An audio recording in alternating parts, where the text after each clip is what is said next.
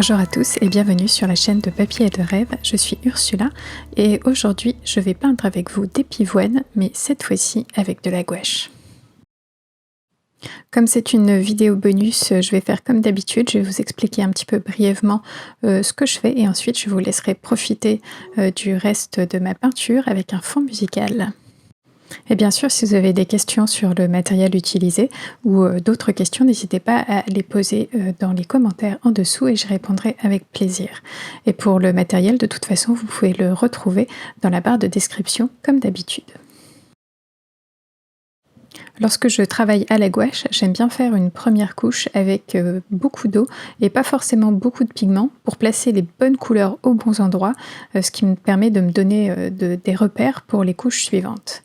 Je fais ça de manière très libre, vraiment sans aucun détail. J'essaye juste de placer les couleurs, déjà un début d'ombre et de lumière avec des couleurs plus claires et des couleurs plus foncées, mais vraiment sans aucun détail et sans prise de tête. J'applique juste des couleurs.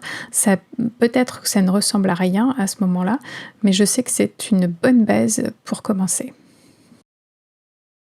Et c'est en passant aux couches suivantes, aux couches avec un petit peu plus de détails, où je vais réduire la quantité d'eau sur mon pinceau.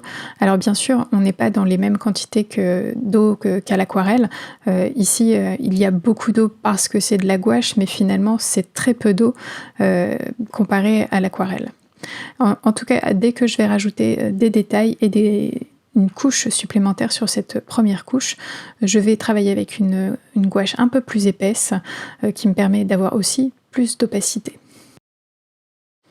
Et même si la gouache est un médium opaque, il ne faut pas oublier qu'elle se réactive très facilement et si vous appliquez une couleur par-dessus une autre, il est possible que la couleur du dessous remonte dans la couleur du dessus et c'est ce qui arrive souvent lorsqu'on veut ajouter des zones claires à la gouache. Il faut vraiment avoir une pâte très épaisse lorsqu'on veut rajouter des zones claires parce que sinon les couleurs qui sont en dessous de cette zone claire vont réapparaître dans le blanc.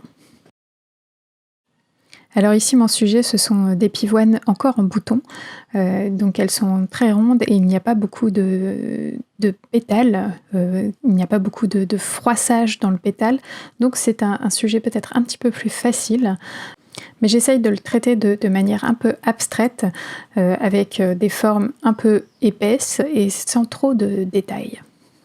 Et finalement, ce qui m'intéresse ici, c'est d'identifier les zones de lumière et les zones d'ombre et toutes les teintes différentes qu'on peut trouver dans le feuillage ou dans le bouton de ma pivoine.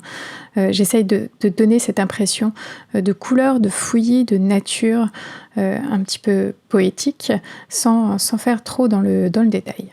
Finalement, c'est une approche qui ressemble beaucoup à mon travail à l'aquarelle, sauf qu'ici, le médium est opaque. Et maintenant, je vais vous laisser avec la suite de cette aquarelle et un peu de musique.